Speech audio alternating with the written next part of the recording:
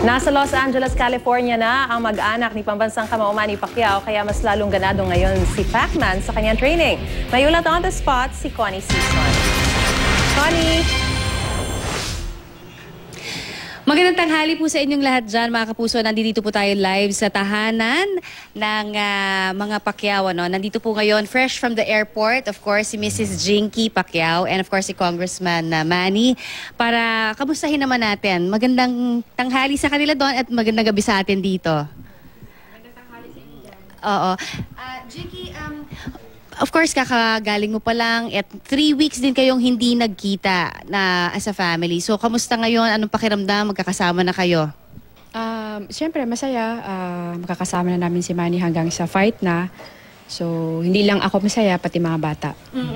Yung mga bata, particularly si Israel kanina, nakita natin talagang yung bonding ninyo, Manny, grabe rin. Talagang miss na miss mo. What did you miss most about, syempre, itong mga kids nyo? Namiss ko sila kasi mahilig kami maglaro sa bahay. Oo, parang biglang umingay bigla kanina dito sa mansion nyo no? Jinky, yung mga bata, may mga bilin ba sila sa inyo? Halimbawa kapag malapit ng fight ng daddy nila, may mga, ano ba sila, takot? May mga fears ba? Or na-explain ba sa kanila paano ba? Hindi takot parang excited pa nga sila. Kasi, syempre, kagaya ng sinabi ni Manny na Princess also is longing for the fight na before pa gusto niyang na mangyari itong fight na to. So, excited. Tsaka happy na mangyayari na yung Mayweather and Pacquiao fight. So, nakakagulat kasi si Princess pa talaga yung parang gustong-gusto, 'di ba? Dahil girl siya. Kasi yung pinaka-close kay Manny talaga. Pag wala si Manny sa bahay, siya talaga naghahanap kay Manny pag hindi niya nakikita. Oo. So talagang Manny, daddy's girl pala. Daddy's girl, oh. Eh si Queenie naman, ano ang natin? Pagka syempre mas bata si Queenie, naninervyos ba siya or nagbibigay ba kayo ng parang warning? Syempre pag nanonood? Wala naman. Walang Okay siguro mga boys, mas sila. Yung mga boys mas konting kaba, siguro kasi alam nila. At alam nila yung napifeel ni Manny pag lumalaban, siguro ganyan. Pag pinapanood kasi nila yung fight niya sa YouTube. Lalong-lalo na yung panganay ko. Oo. Tsaka nagpa-practice na yun ng boxing pero hindi ko lang talaga pinapayagan. First lang. Sa US kami, talagang nag-escape para mag-practice lang. Oo. Pinakita nga sa Facebook. Nako, nagulat ako doon So talagang kung ba hanggang maaari, wag na lang sana. Oo, hindi. Talagang nagpaalam siya sa akin na mag-practice lang daw for, siyempre, self-defense pa yung niya yung yung excuse niya. Pero hindi ko talaga pinayagan ng practice ulit, mag-practice. What about sa'yo, Manny? Kapag talagang dumulog sa'yo at sinabi niya na, Daddy, gusto ko pa rin maging katulad mo. Ikaw ba, ano bang sasabihin mo? Kay Jimwell o kay Michael? Hindi talaga pwede. No. Bakit? Saan ang gagaling yan? Bakit, Manny? May ano bang takot ba out of what itong pag hindi nyo kaagad? Anong purpose? Di ba? Importante, tama na yung ako. At ginamit ng Panginoon. Gamitin sila ng Panginoon para pag-spread ng Word of God. Alam nyo, nakita ko rin sa Jensen, na talagang tumutulong na yung mga boys nyo, di ba, pagka may church service. So, talagang tinetrain yan pa sila talaga for pastor or paano ba ito? Hindi naman para maging pastor or Hindi namin alam kung anong gusto nila in the future pag lumaki sila. Pero kailangan ma-build up sila sa Panginoon. Kailangan makilala nila ang Panginoon habang bata pa lang. Kasi yun lang yung maibigay naming pundasyon habang lumalaki sila na hindi na mawawala sa kanila. 'Di ba? Hindi naman importante na you're successful pero you don't know God. So useless pa din yun. Totoo yun. Kasi di ba may mga narinig tayo, ibang mga magulang sinasabi nila, pinakamagandang maiiwan namin sa inyo yung education daw. But of course, always, di ba parang sinasabi natin na fear of the Lord talaga, yung love for God. Yes, fear of the Lord is the beginning of wisdom and knowledge. Yun ang pinaka-importante. Yun pala, dahil napag-uusapan na rin natin yan. So, yung ganitong mga pagkakataon, syempre, di ba, parang alam natin pagka may face, syempre, nawawala lahat ng takot di ba? Ganyan ang nakikita ni Manny. Manny, di ba sabi mo dati na parang kaya ka kumpiyansa dito sa darating na laban na to, although this is, syempre, your biggest fight ever sa buhay mo, is because meron kang kumpiyansa na alam mo na He will be delivered into your hands. Siyempre, ang sa Panginoon, hindi mo makikita ang glory ng Panginoon if you have doubt. All right. Ano yung support na binibigay mo kay Manny ngayon? Syempre, kailangan niya. Yung ikaw, sabi niya nga, meron siyang magandang sinabi, no? Na ikaw daw ang wind beneath his wings talaga. Ano yung sabi mo? The success of a man? Ulitin ko na naman. Sabi ko, in every success and downfall of a man, there's a woman behind. And the woman behind me is the woman of success, and that's my wife. That's why I'm falling in love with the same woman over and over again. Ay, sweet naman, Jinky. Anong masasabi mo? Oo nga, na-inlove na ako lalo sa... ano ba yan? But how do you plan to support si Manny in the biggest fight of his life? Siyempre, nandito lang ako lagi para sa kanya. Pag fight naman, kailangan talaga yung presensya natin. Kung ano yung kailangan niya, alagaan siya. Basta mula noon hanggang ngayon, yung suporta nandyan pa din. May tanong din daw si Maris at saka si June sa studio, no? Go ahead, Maris. Oo, June. Connie, magandang gabi kina Congressman Manny at kay Jinky dyan sa Amerika, no? Gusto ko lang tanungin, dalaw na ba nila yung ng mag-anak itong bagong mansyon na kanilang binili? Connie? Narinig nyo ba? Hindi pa Oo. Parating lang nila eh. Pero anytime soon, balak nyo nang puntahan, Kong, Manny? Yeah. Baka Sunday, madalaw. Oo, that's good, that's good.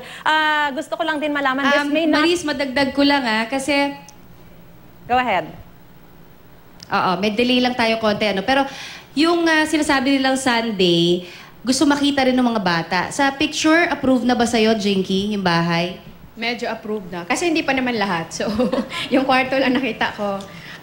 Okay naman. Alam naman ni Manny kasi yung gusto ko eh. Kaya nasabi niya na, I think my wife like this. Ganyan siya. So, alam niya kasi yung mga gusto ko na, na klase ng bahay. Oo. Yun. Go ahead, Maris, Oo, what was Connie, your question? Oo, this may not be the opportune time dahil alam naman natin na talagang tutok ang buong pamilya at ang buong sambayanan dito sa magiging laban ni Congressman Manny kay Mayweather. Pero gusto ko lang sana kasing linawin dahil si Jinky po ay na-interview nung sa airport na sinabi niyang talagang tatakbo ang kanyang asawa sa Senado. Kailan ba nila napag-usapan na to at final na talaga ito, Connie, Jinky? At syempre kay Kong Manny. Ay, tanong natin sa kanila. Hindi. Sabi ko parang, yung naisipan niya is sa Senate. So, yun. Yan lang yan. Connie,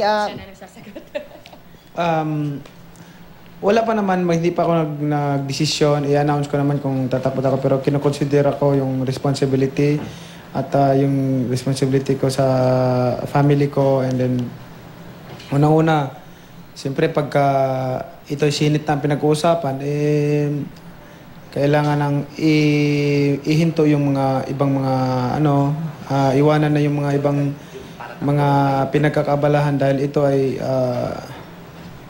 malaking responsibilidad dahil buong Pilipinas na ito at kailangan makatulong sa tao at yan lang naman ang hangad ko makatulong sa tao. Maibalik ko man lang yung binigay ng Panginoon sa akin na blessings at itong karangalan na binigay sa akin ng Panginoon. Yun ang hangad ko. balikan ko lang yung June. boxing, Connie, kay Vice Governor Jinky. Vice Governor, ano napansin nyo sa inyong kabiyak na sa paghahanda niya ngayon as compared dun sa mga previous training camps, considering nga na nabanggit na rin ni Connie na ito yung biggest fight sa karera ni Congressman Manny Pacquiao?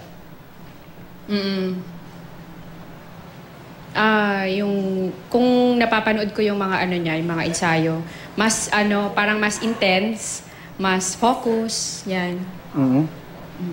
Yun.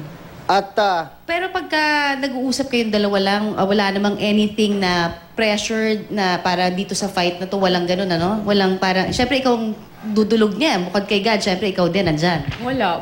Hindi namin pinanapag-uusapan yung fight. Pagka tumatawag, puro sa mga bata, ganyan.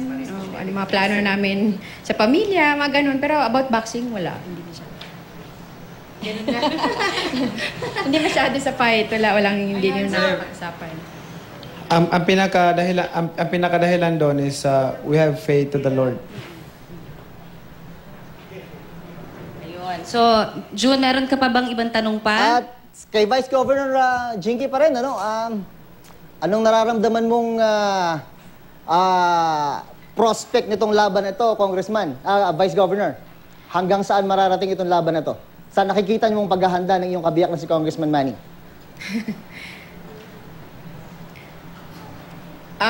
Actually, di ako nagpe-predict sa fight, pero basta prayer lang ang maibigay ko para kay Manny. Suporta at saka prayer, oo. Sana magbabalik. Oo. Alam na niya yung gagawin niya kasi syempre hindi naman maging 8 world champion yan pagka hindi mo alam kung anong gagawin mo sa ring pagka lumalaban. So, Totoo naman yun. alam niya yun. Thank you po si Maris. Pero, Jinky, as much as possible, syempre, I'm sure ilang beses mo na rin nauulit ito, di ba? As much as possible, gusto mo na mag-retire sana. Ganun pa rin ba ang stand mo? Yun pa rin yung stand ko. Pero kasi si Manny nakapirma, kailangan niyang tapusin yung kanya kontrata. So, yun. So, then, ito talaga ang pinaka-inaabangan ng lahat, no? Ang daming-daming mga fans, alam naman natin, every time nandito at nagpa-practice si Manny, parang nagiging, parang puntahan na, dinadayo ng mga turista, parang gano'n na di ba? So, ano na lang masasabi mo doon sa mga fans mo para makumpiyansa sila doon sa mga nakikita nila ngayon? Na-update naman sila sa na-update naman sila sa training ko. Hindi nakakapunta dito na-update ko naman dyan sa Instagram ko and Facebook. Consolidated na, di ba? Sa fan page, maraming nagsuporta sa fan page. Alright. So, magpapasalamat na kami muli sa inyong panahon na binigay sa amin. Alam ko, talagang galing pang airport at pagod na. Kaya magte-thank you na kami muli kay Vice Governor Jinky at kay Congressman Manny Pacquiao para sa inyo pong oras. At syempre, dun sa mga gusto pa rin daw pumunta, no, para mag-support sa'yo, Manny, dun sa Emmanuel Pacquiao, saan sila pupunta? Yes, yung Emmanuel Pacquiao, yung account ko sa Instagram, Facebook, yan. Yes. Sa fan page. Okay, so yun yung gusto niya kasing ipa-announce pa para lalo pa daw ma-update doon yung mga fans niya. Okay, balik muna sa inyo dyan na June at Maris. Yes, Connie, at gusto lang nating sabihin na kay Congressman Manny na talagang patuloy na ipagdarasal ng buong sambayan ng Pilipino ang kanyang magiging laban kay Floyd Mayweather. Maraming salamat muli kay Congressman Manny at kay Vice Governor Jinky Pacquiao. At syempre maraming salamat din sa iyong ulat, Connie Sison.